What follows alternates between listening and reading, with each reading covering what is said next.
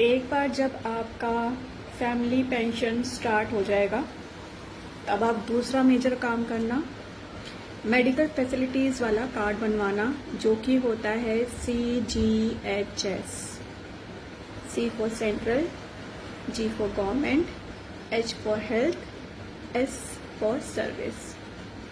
इसमें आपके government panel में जितने भी गवर्नमेंट के हॉस्पिटल्स और प्राइवेट हॉस्पिटल्स हैं वो सारे CGS कार्ड के पैनल में आते हैं। आपको बहुत सारी दवाइयाँ फ्री मिल जाएंगी डिस्पेंसरी से। बहुत जगह जगह गवर्नमेंट की डिस्पेंसरीज हैं, वहाँ से आपको डिस्पेंसरी से जो भी आपके डॉक्टर ने दवाइयाँ लिखी हुई होंगी वो आपको फ्री ऑफ कॉस्ट मिलेगी। मैं खुद अपने फादर साहब की फ्री ऑफ कॉस्ट लेके आई हुई हूँ, मेरे फादर भी लेके आते थे फ्री ऑफ कॉस्ट। तो सबसे पहले आप अपना इनकम जनरेट करिए, फैमिली इनकम बनवाइए ऑफिस से। थोड़ा सा लंबा प्रोसेस है, वैसे तो मेरा ये प्रोसेस 1 साल में हो जाना चाहिए था, मगर जो पेंशन ऑफिस के जो अधिकारी थे वो थोड़े से टेढ़े थे। उन्होंने मेरी पूरी फाइल उठा के गुम कर दी with all the original documents, और मुझे फिर से अपने सारे डॉक्यूमेंट्स फिर से सबमिट करने पड़े। तो जो मेरा काम लास्ट ईयर होना था वो मेरा काम इस साल हुआ है, भगवान की दुआ से बड़ी मुश्किल से हुआ है, क्योंकि मुझे फिर पेंशन हेडक्वार्टर्स जाके इन सब लोगों की रिटर्न कंप्लेंट देनी पड़ी। आप कोई भी डॉक्यूमेंट्स अगर सबमिट करेंगे तो उसका आप रिटर्न लेंगे कि आपने ओरिजिनल डॉक्यूमेंट सबमिट कर दिया है, तो जो आप ओरिजिनल डॉक्यूमेंट सबमिट करेंगे उस पर आप स्टैम्प लेंगे, फिर आप उसकी भी फोटोकॉपी अपने पास रखेंगे, और आप जो अगर उनका ईमेल है तो ईमेल में लिख के देंगे, नहीं तो आप एक हैंड रिटन लेटर देंगे कि आपने फलाना फलाना document number, income certificate number, जो भी आप दे रहे हैं, आपने ओरिजिनल डॉक्यूमेंट अपने फादर साहब के ऑफिस में इस दिन जाके इस इंसान को सबमिट किया है, इस डिपार्टमेंट में सबमिट किया है। क्योंकि अगर आपका एक बार ओरिजिनल डॉक्यूमेंट खो गया, मिसप्लेस हो गया, जो कि दोबारा नहीं बन सकता है, तो आप वो दोबारा नहीं जनरेट कर सकते हैं। मेरा इन्होंने जो एक ओरिजिनल डॉक्यूमेंट खोया था उसके लिए मुझे पुलिस कंप्लेंट करनी पड़ी। इन्होंने मुझे यही बोला कि भाई हमारे पास तो नहीं आया, बल्कि मैंने दे दिया था।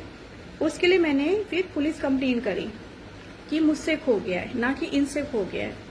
ये भी आप सोचिए। तो बहुत टेढ़े लोग होते हैं गवर्नमेंट सेक्टर के लोग, थोड़ा सा ध्यान से चलिए।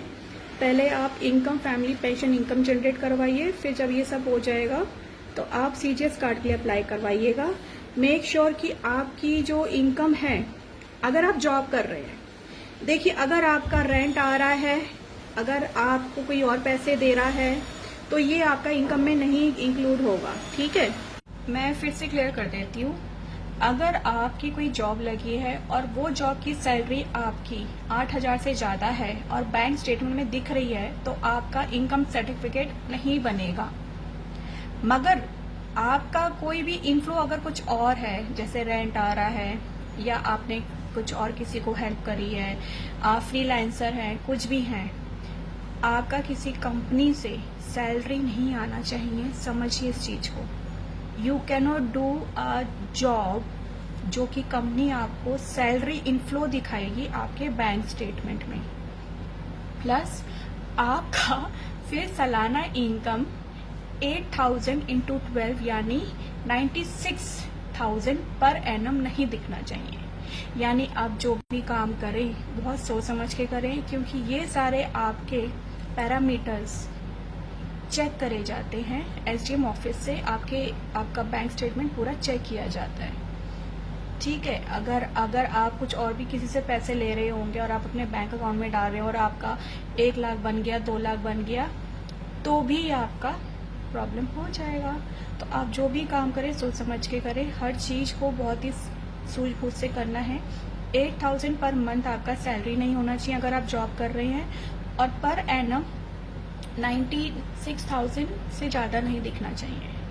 ठीक है, आपकी सिस्टर, मदर अगर डिवोर्स्ड हैं और रेंट का पैसा आता है तो आ सकता है, इसमें कोई प्रॉब्लम नहीं है। आपकी माँ के नाम प्रॉपर्टी है, पापा की प्रॉपर्टी का नाम है, दादा ने प्रॉपर्टी नाम कर दी मम्मी के नाम पे, या पापा की प्रॉपर्टी मम्मी के नाम है, उससे इनकम सर्टिफिकेट पे कोई फर्क नहीं आएगा। Those are liabilities. That has nothing to do with the income certificate, because income certificate is a government sector profile. और जो आपका रेंट आ रहा है, कहीं से भी कुछ आ रहा है, वो आपका गवर्नमेंट सेक्टर से नहीं आ रहा है, ठीक है। और बेटे की, जैसे पहले बेटी डिवोर्स थी, फिर बेटे की शादी हुई और कुछ टाइम के बाद जो दूसरी शादी हुई तो दूसरे हस्बैंड भी एक्सपायर हो गए, फिर से बेटी विडो हो गई, वो फिर से अप्लाई कर सकती हैं, वो फिर से अप्लाई कर सकती हैं। फिर अगर किसी पेंशनर ने अपनी पेंशन बुक में अपनी वाइफ को नॉमिनी ना करके माँ को नॉमिनी कर दिया है और बहन को नॉमिनी कर दिया है, तो ये बहुत बड़ा मुद्दा है, ये लिटरली बहुत बड़ा मुद्दा है। आपकी जो माँ है, विडो माँ है, वो चैलेंज कर सकती हैं ऑफिस में कि ये बिल्कुल गलत बात है। जब पेंशन वाइफ को ही मिलती है by default after the death of the pensioner, तो ये माँ को और बहन को कब नॉमिनी बनाया गया? ये तो कभी हुआ ही नहीं। आप उनकी पेंशन बुक जाके चेक करिए कि क्या पेंशन बुक में उन्होंने माँ को बहन को नॉमिनी लिखा है या नहीं लिखा है, क्योंकि ये तो मेरे सामने बिल्कुल ही नया केस आया है जो मैंने कल ही पढ़ा है, क्योंकि बहुत टाइम से मैंने अपना यूट्यूब चैनल देखा नहीं था, खोला नहीं था। तो अचानक से कल मेरे पास एक कॉल भी आया मेरे भैया जी का। मेरे भैया जी ऊपर रहते हैं, तो उनके ऑफिस में एक आदमी आया था, तो उसको अपनी माँ के लिए इनकम सर्टिफिकेट जनरेट करवाना था, तो वो मुझसे प्रोसीजर पूछ रहे थे। अब उन्होंने ये बोला कि मेरी मम्मी का इनकम सर्टिफिकेट जनरेट करवाना है, मगर नाना का नाम गलत है किसी डॉक्यूमेंट में। तो मैंने कहा देखो, अगर वो आपसे क्वेरी करेंगे तो आप देख लेना, आप कुछ प्रूफ अगर दे सकते हैं तो दे देना, अगर वो नहीं कुछ प्रूफ मांगते तो बोल देना बस हमारे पास नाना का कोई डॉक्यूमेंट नहीं है। क्योंकि अब नाना के टाइम पे क्या डॉक्यूमेंट्स होते थे? आधार कार्ड भी नहीं होते थे, राशन कार्ड होते थे शायद। ये तो अब आधार कार्ड और पैन कार्ड चलने लगे हैं, पहले ऐसा कुछ नहीं होता था। तो शायद नाना के लिए कुछ रिहायत कर देगा डिपार्टमेंट, मगर अगर हस्बैंड का नाम गलत होता तो ये प्रॉब्लम हो जाती। क्योंकि मैंने एसडीएम ऑफिस में देख रखा है कि अगर किसी ने अपने नाम के बीच में कुमार लिखा हुआ है और हम जब भर रहे हैं तो हम कुमार नहीं लिख रहे हैं, तो ये एक प्रॉब्लम हो जाती है। तो वो सीधा बोलते हैं कि भाई इसके जो आधार कार्ड में या पैन कार्ड में फलाना फलाना कुमार करके लिखा हुआ है मिडिल नेम, और आपने मिडिल नेम नहीं लिखा है, तो फिर वो आपका इनकम सर्टिफिकेट जनरेट नहीं होता है। तो ये आपको ये भी देखना पड़ेगा कि किसी डॉक्यूमेंट में आपका या किसी का नाम किस तरह से ऑफिस के डॉक्यूमेंट में लिखा हुआ है, ये भी बहुत ज्यादा इम्पोर्टेंट होता है। और इनकम सर्टिफिकेट दिल्ली में 6 महीने के लिए ही वैलिड है। तो जो भी आपका इनकम सर्टिफिकेट जनरेट होगा from the date of issue, वो 6 महीने के लिए वैलिड रहेगा। फिर से आपको जनरेट करवाना पड़ेगा, तो वो जब से जनरेट होगा from the date of issue another for 6 months वो रहेगा वैलिड।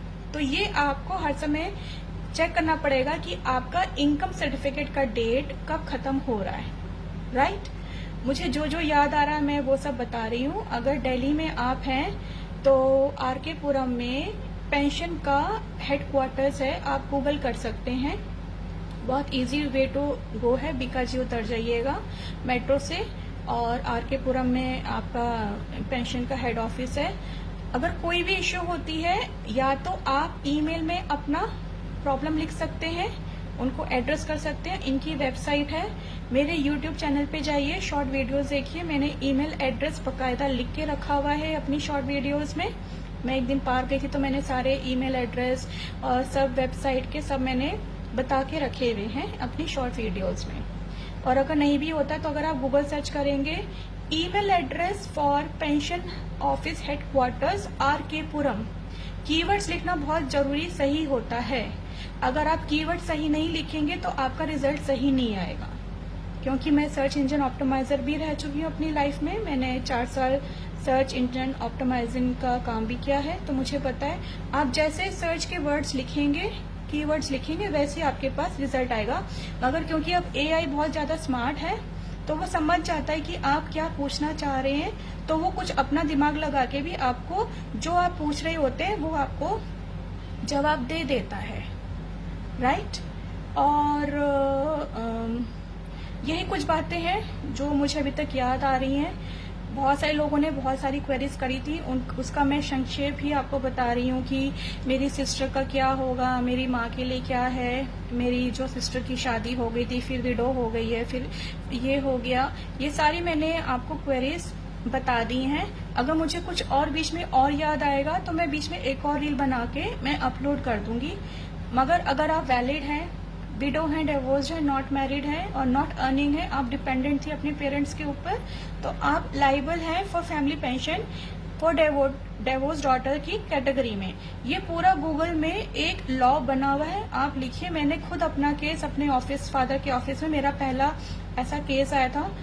उन लोगों को कुछ नहीं पता था, मैं ही उन लोगों को जाके गाइड करती थी। हाँ, मगर आप अपने सारे डॉक्यूमेंट्स कैसे सारे देंगे, स्कूल का 10th भी देंगे, 12th भी देंगे, अपनी ग्रेजुएट की मार्कशीट देंगे, अपनी डिवोर्स की डिग्री देंगे, हाउस का एड्रेस देंगे, पैन कार्ड, आधार कार्ड देंगे, मगर किसी भी ब्लैंक पेपर में आप साइन करके किसी भी अधिकारी को नहीं देंगे। और जो भी आप डॉक्यूमेंट्स देंगे उनकी आप रिसीविंग लेना। अगर कोई भी अधिकारी आपको बोलता है इस पेपर में, ब्लैंक पेपर पे साइन कर दो, बिल्कुल नहीं करना, बोलना क्या काम है, क्योंकि मुझसे ऐसे करवाया गया था। उसकी भी मैंने उस आदमी की कंप्लेन करी है हेडक्वार्टर्स में। तो आपने कोई भी ब्लैंक पेपर में कभी साइन नहीं करना है। वो आपसे कोई भी अगर आपसे आधार कार्ड, पैन कार्ड मांगता है, आप उसका पूछिए कि आपको क्यों चाहिए। और आप जो भी डॉक्यूमेंट सबमिट करेंगे आप अपने डीडीओ ऑफिस जाके सबमिट करेंगे, यानी जो आपके फादर साहब का ऑफिस है या मदर साहब का ऑफिस है, वहां पे आप सारे डॉक्यूमेंट्स देंगे। वो आपके जोनल हेड ऑफिस में देंगे, पेंशन के ऑफिस में देंगे। आप थर्ड पार्टी हैं तो आप as a third party pension के जोनल ऑफिस में जाके कोई भी डॉक्यूमेंट सबमिट नहीं करेंगे। आप फर्स्ट पार्टी में जाके, जो आपके फादर साहब का ऑफिस है, मदर साहब का ऑफिस है, रेलवे का है, पोस्ट ऑफिस का है, जो भी गवर्नमेंट सेक्टर में है, जो भी उनका ऑफिस है, वहां जाके आप सारे डॉक्यूमेंट्स दीजिए, रिसीविंग लीजिए। वो जाके पोस्ट करेंगे, कैसे भी करेंगे, बाय हैंड देके आएंगे, रिसीविंग लेकर आएंगे। उनको बोलिएगा कि रिसीविंग लेकर आए, क्योंकि ये बहुत जरूरी है, रिसीविंग ऑफ डॉक्यूमेंट्स। अगर रिसीविंग ऑफ डॉक्यूमेंट्स नहीं लेते हैं तो जोनल ऑफिस वाले खेल खेल लेते हैं, क्योंकि इनको पता है कि अगर हमने रिसीविंग नहीं दी है तो हम फाइल के पेपर उठा के पन्ने फेंक देंगे और कोई हमें क्लेम नहीं कर सकता है कि हमें पेपर दिए गए थे या नहीं दिए गए थे। और ऐसा ये लोग करते हैं। बहुत सारी फाइल्स वहाँ पे पेंडिंग पड़ी हुई है, कम से कम 7 लाख 8 लाख ऐसी वहाँ पे फाइल्स पड़ी हुई है, अलमारी में बाहर सड़ रही हैं, क्योंकि ओरिजिनल डॉक्यूमेंट्स उन्होंने सारे उठा के फेंक दिए। अब बेचारा दोबारा ओरिजिनल डॉक्यूमेंट्स कैसे लेके आएगा, कंप्लेन कहाँ करेगा। तो आप इतना बनिए कि आप अपने हक की लड़ाई लड़े। ठीक है, अगर आपसे कोई गलती हो गई है, आपसे ओरिजिनल डॉक्यूमेंट दिया, उन्होंने खो दिया, तो उनसे पूछिए, चलिए अब इसका मुझे ऑल्टरनेटिव तो बताइए। मैंने यही पूछा, चलिए ठीक है मैंने आपको दी थी, आपने खो दी, अब मुझे इसका ऑल्टरनेटिव बताइए ना। आपसे खो गई है, मुझसे खो गई है, चलिए मुझसे ही खोई है, तो मुझे बताइए क्या करना है। तो सीधा उन्होंने बोला पुलिस कंप्लेन कर दो, एक FIR हमें दे दो कि आपसे खो गई है। तो ठीक है, मैंने वो FIR करके ऑनलाइन जनरेट करके इनको FIR दे दी। तो ऐसे काम होता है जी, सारे डॉक्यूमेंट्स, सरकारी काम ऐसे होते हैं। कोई भी अगर आपको मेरी हेल्प जरूरत हो तो आप या तो मेरे YouTube चैनल पे जाके पूरा वीडियो देखिए, वर्सेटाइल लाइफ। मैंने अपना YouTube का चैनल का नाम कल ही छोटा कर दिया क्योंकि काफी बड़ा था, तो मैंने अब उसको कर दिया वर्सेटाइल लाइफ। आप वहां जाके मेरी वीडियोस देख लीजिएगा, सर्च कर लीजिएगा। प्लस मैं यहाँ पे आपको सब कुछ बता रही हूँ। पोर्टल बहुत इजीली मिल जाएगा इनकम सर्टिफिकेट के लिए। अगर आप लिखेंगे ऑनलाइन इनकम सर्टिफिकेट एप्लीकेशन तो वो आपको मिल जाएगा। पहले आप ID बनाइएगा, पासवर्ड बनाइएगा। 42 नंबर पे इशुएंस ऑफ इनकम सर्टिफिकेट का एक लिंक है। डिस्ट्रेस इशुएंस पे मत जाइएगा, डिस्ट्रेस वुमन पे मत जाइएगा, इशुएंस ऑफ इनकम सर्टिफिकेट पे जाइएगा।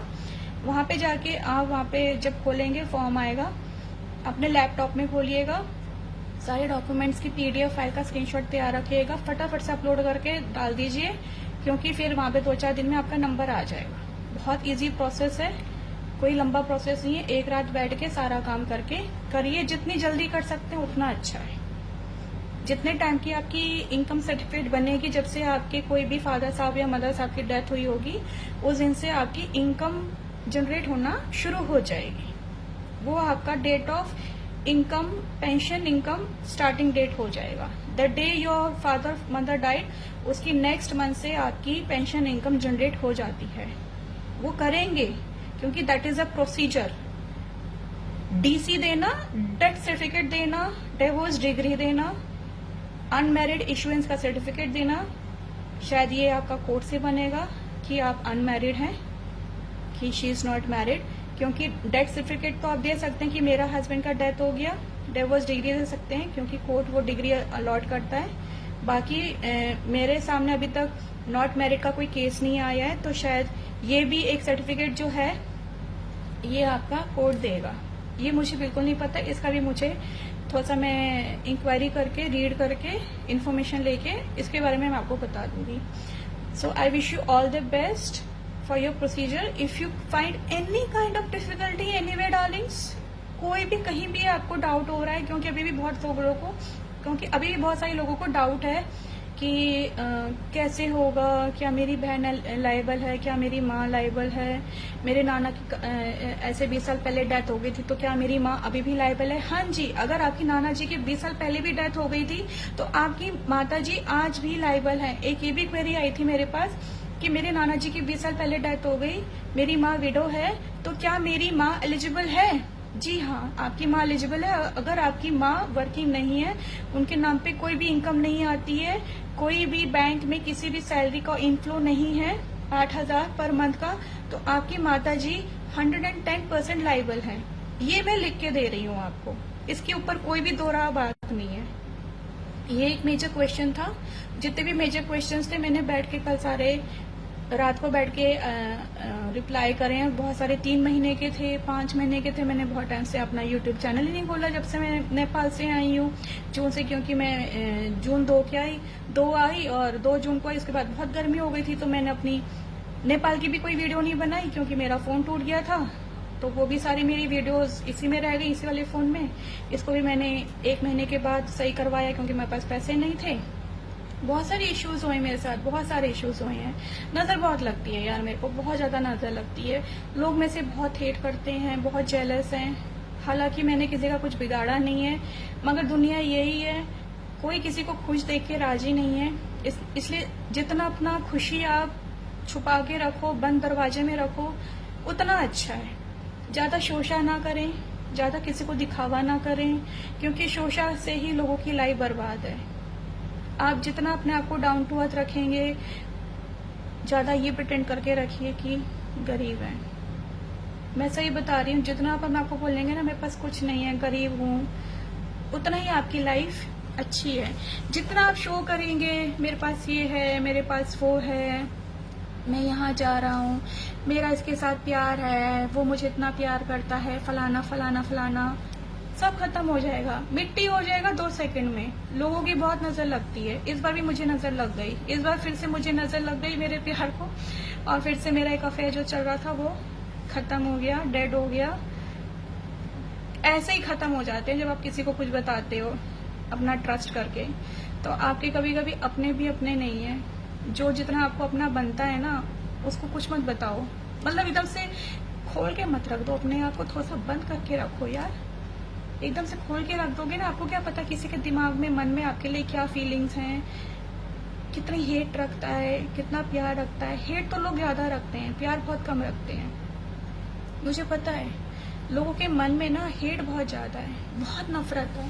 कोई किसी को किसी के साथ खुश देख के राजी नहीं है, कोई किसी का अच्छा देख के राजी नहीं है, कोई किसी को हेल्प करके राजी नहीं है। ये भी मैं इसलिए कर रही हूँ क्योंकि मैं चाहती हूँ जितनी भी डिवोर्स डॉटर्स हैं, विडो डॉटर्स हैं, नॉट मैरिड डॉटर्स हैं, उन्होंने अभी तक फैमिली पेंशन की फैसिलिटीज नहीं ली है गवर्नमेंट सेक्टर से, अगर उनके फादर या मदर गवर्नमेंट सेक्टर में थे तो यार ले लो, ये आपको गवर्नमेंट दे रही है।